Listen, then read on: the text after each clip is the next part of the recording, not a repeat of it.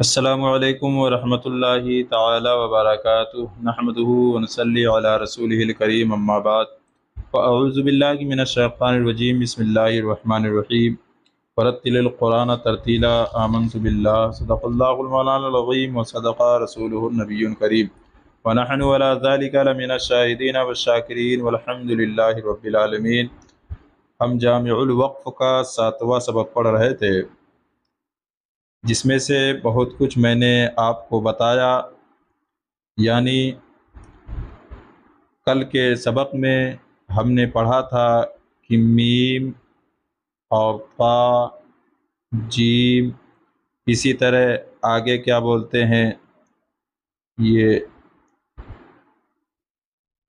زا، صاد، ان کے تعلق سے پڑھا تھا کہ یہ وہ علامت ہیں جن کو علامہ سگاوندی نے تحریر فرمائی ہے، یعنی لگائی ہے، جس کو عربی میں سجاوندی کہتے ہیں، جن کا پورا نام ابو عبداللہ محمد بن ابو یزید طیفور سجاوندی غزنوی المتوفہ 1165 عیسوی اور 560 ہجری۔ ان کے بعد میں بھی علامتیں لگائی گئیں، جن میں سے پہلا ہے کیا بولتے ہیں قاف، جو آج کا ہمارا سبق ہے۔ یہ قاف، اس کے تعلق سے مصنف علیہ الرحمہ فرماتے ہیں کہ یہ علامت قیل علیہ الوقف کی ہے، اس پر وقف کر لیا گیا تو کوئی حرج نہیں، لیکن یہ وقف ضعیف ہے۔ قیل علیہ الوقف، اس کا معنی ہوتا ہے کہا گیا ہے کہ اس پر وقف ہے۔ اب یہ قاف جو ہے، اس کو واضح نے ایسی جگہ وضع کیا ہے کہ جس کے بارے میں، یعنی جس جگہ کے بارے میں علماء کا اختلاف ہے، کس معاملے میں؟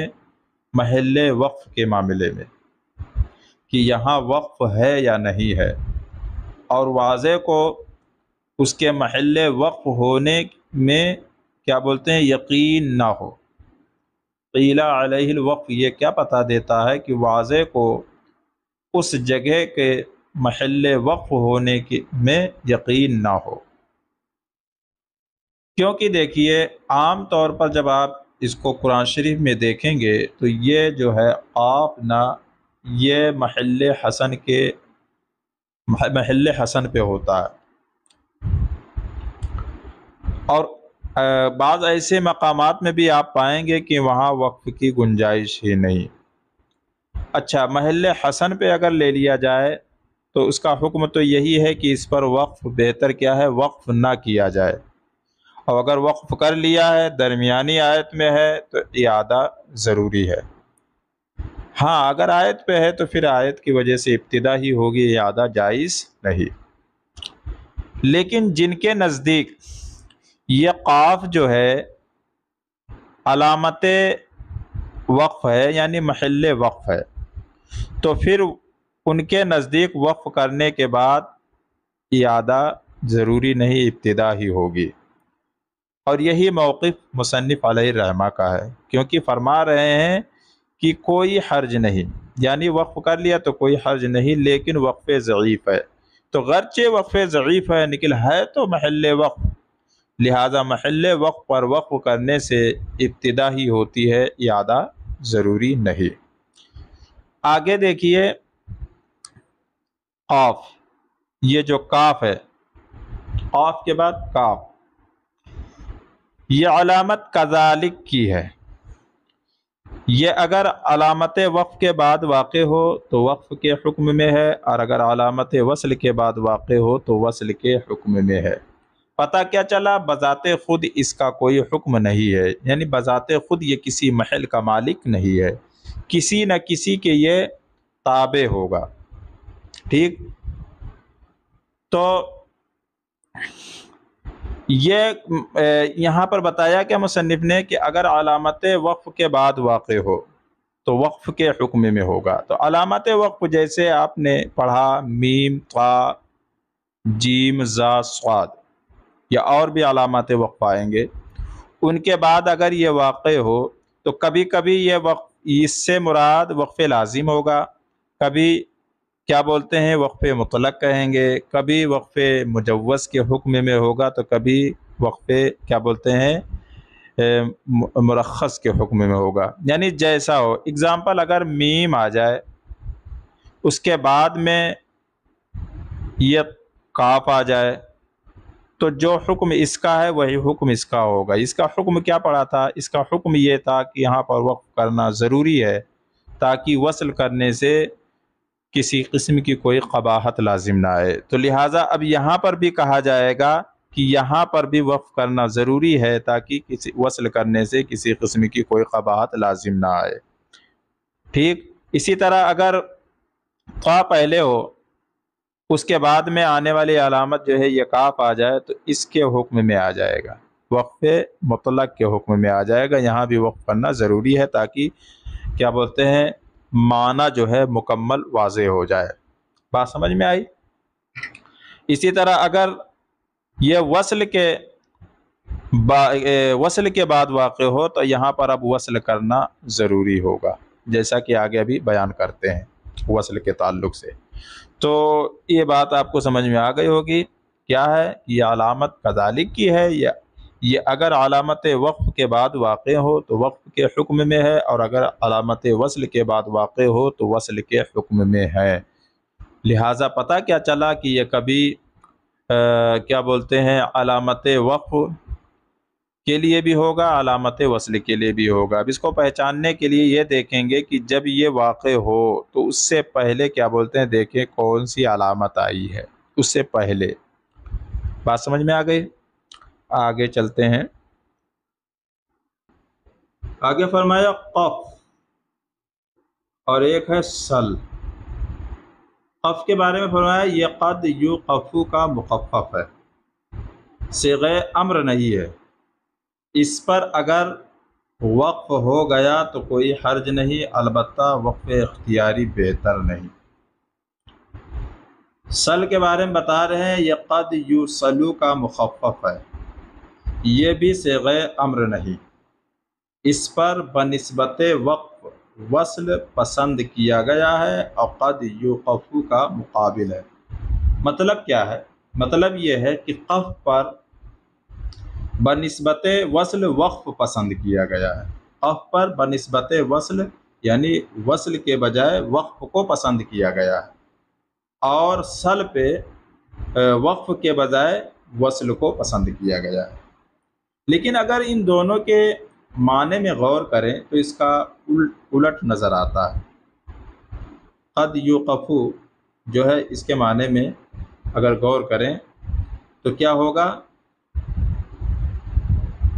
کبھی وقف کیا جاتا ہے۔ قد یوقفو کا معنی کیا ہوگا؟ کبھی وقف کیا جاتا ہے۔ پتہ کیا چلا کہ زیادہ وصل کیا جاتا ہے۔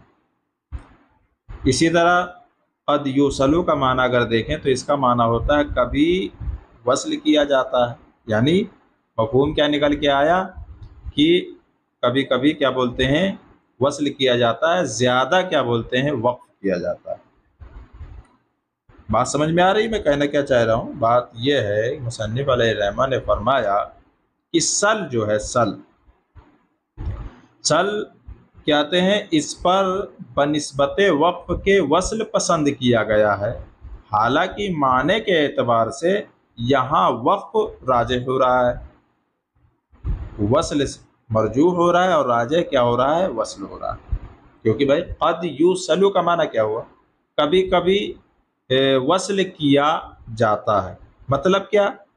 جب کبھی کبھی وصل کیا جاتا ہے تو وقف زیادہ کیا جاتا ہے، تو جو زیادہ کیا جائے وہی کبھی ہے۔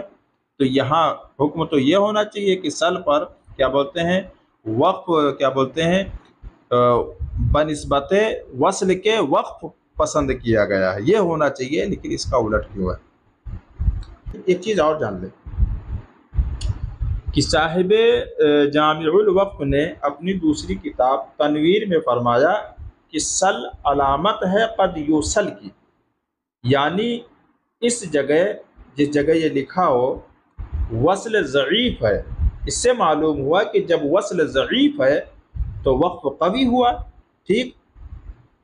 اچھا، اور قف کے بارے میں بتایا کہ قف پر وقف ضعیف ہے، تو اس سے معلوم ہوا کہ قف پر بمقابلے وقف کے وصل زیادہ قوی ہے۔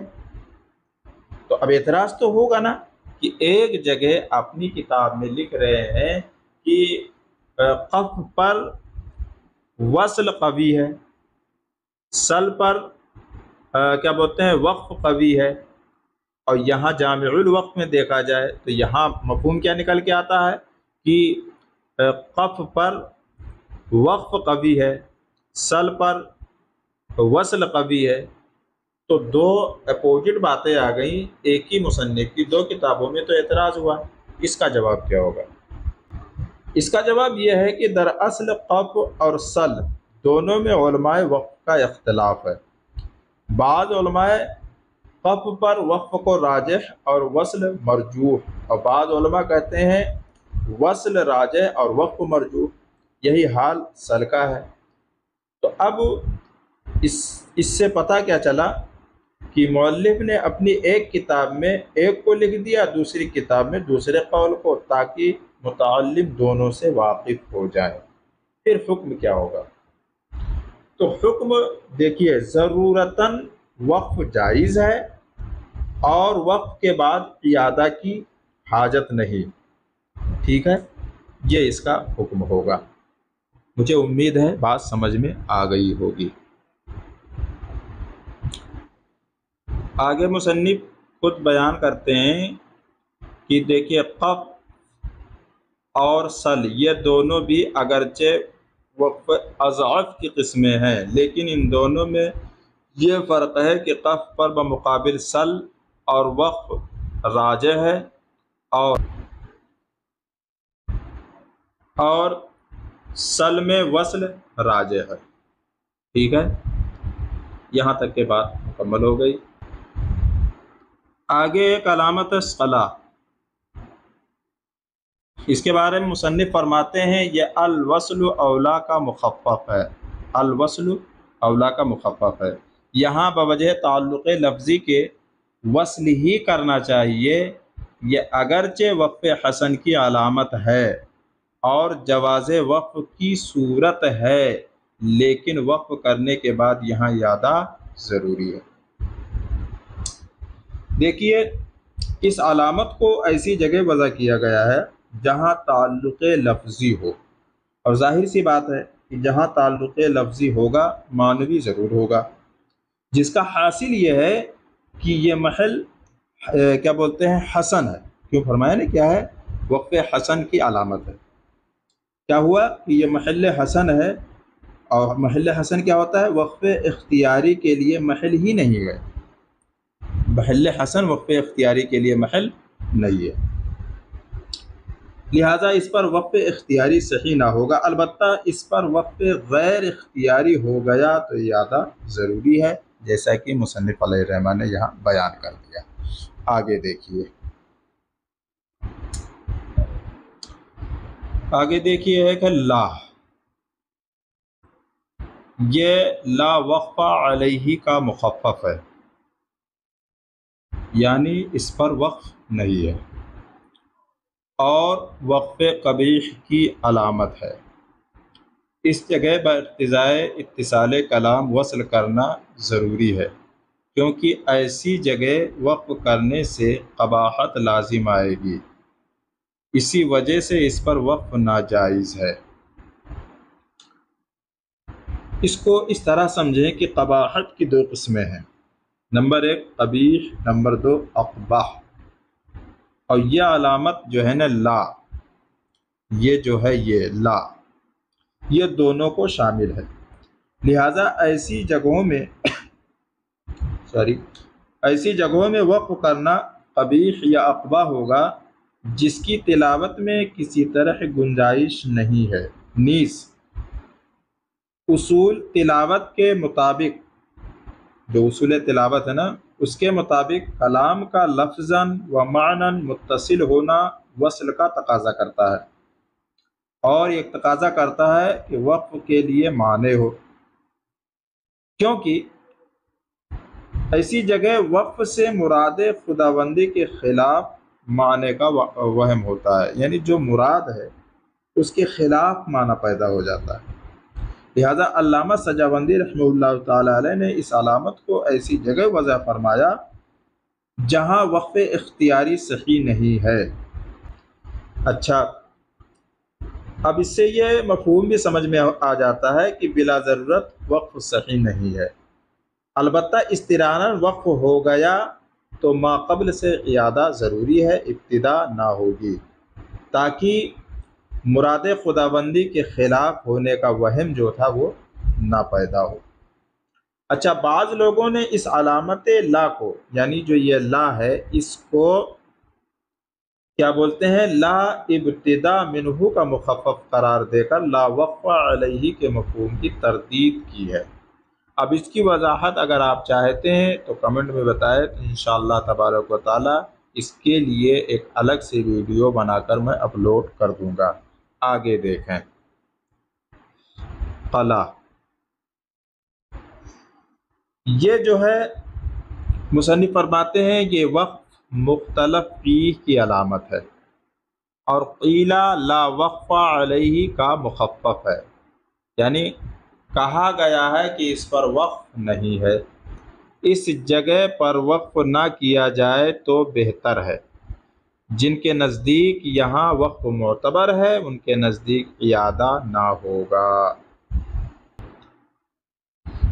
مصنف علیہ الرحمہ نے اس کے بارے میں فرمایا قیلا لا وقف علیہ کا یہ مخفف ہے۔ تو اس سے پتہ چلا کہ اس کے باب میں دو رائے ہیں، ایک یہ کہ یہ محل وقف ہے، یہ قلعہ جو ہے کیا ہے، محل وقف ہے، اور دوسری رائے یہ ہے کہ یہ محل وقف نہیں ہے۔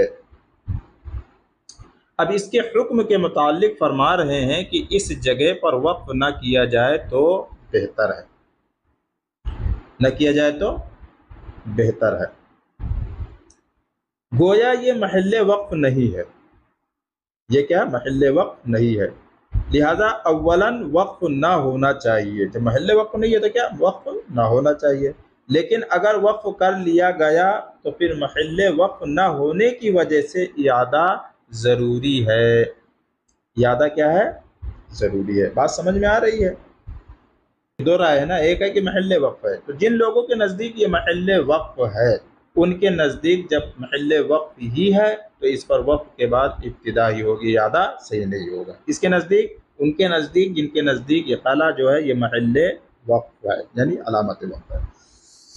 نتیجہ یہ نکلا کہ اس علامت کے دونوں پہلو میں قاری انہی کو چاہے اختیار کرے، انہی میں سے جس کو چاہے وہ اختیار کرے۔ البتہ مصنف علیہ الرحمہ کو رجحان جو ہے نا اس عبارت سے پتہ چلتا ہے کہ محل وقف نہ ہونے کی طرف ہے، لہذا وقف کے بعد اعادہ ہوگا، لیکن راجح یہ ہے کہ اس پر وقف اولا ہے۔ اس کی ظاہری دلیل یہ ہے کہ خود قیلا لا وقف علیہ کو دیکھا جائے تو اس میں سے نکلتا ہے کیا، لا وقف علیہ کو قیلا سے کہا گیا ہے، لا وقف علیہ کو قیلا سے کہا گیا ہے، اور یہ بات یاد رکھیں مسئلہ مختلف فیہ میں جس کو قیلا سے بیان کیا جائے تو وہ ضعیف ہوتا ہے، ٹھیک ہے، وہ کیا ہوتا ہے، ضعیف ہوتا ہے۔ گویا مقصد یہ ہوا کہ لا وقف علیہ کہنا ضعیف ہے اور وقف کہنا اس کی بنسبت قوی ہے۔ لا وقف علیہ کہنا یہ کیا ہے، ضعیف ہے، اور وقف کہنا اس کی بنسبت قوی ہے، ٹھیک ہے، کہ وقف نہیں یعنی اس کی قوی وقف نہیں ہے۔ اچھا، دوسری دلیل یہ ہے کہ یہ علامت جس جگہ ہے وہ محل کافی میں ہے، قرآن شریف میں جب آپ دیکھیں گے تو وہ محل کافی میں ہے یا محل اقفا میں ہے، اور ظاہر ہے محل کافی یا محل اقفا یہ محل وقف ہے، لہذا وقف کے بعد ابتدا ہی ہونی چاہیے، ٹھیک ہے۔ جیسا کہ ابھی آپ لوگ پڑھ چکے ہو بہت سے ایسی علامت گزری جن میں کیا بولتی اتنی قوت نہ تھی، اس کے بعد میں بھی اس کو محل وقف قرار دیا اور کہا کہ یہاں اگر وقف ہو گیا تو یہاں سے ابتدا ضروری ہے، اعادہ جائز نہیں ہے۔ تو یہ بھی وقف یہاں پر اولا ہے، لہذا یہاں پر وقف کرنے سے ابتدا ہی ہوگی، اعادہ جائز نہیں۔ واللہ عالم بالصواب۔ آگے کا انشاءاللہ تبارک و تعالیٰ اگلے سبق میں۔ السلام علیکم ورحمۃ اللہ تعالیٰ وبرکاتہ۔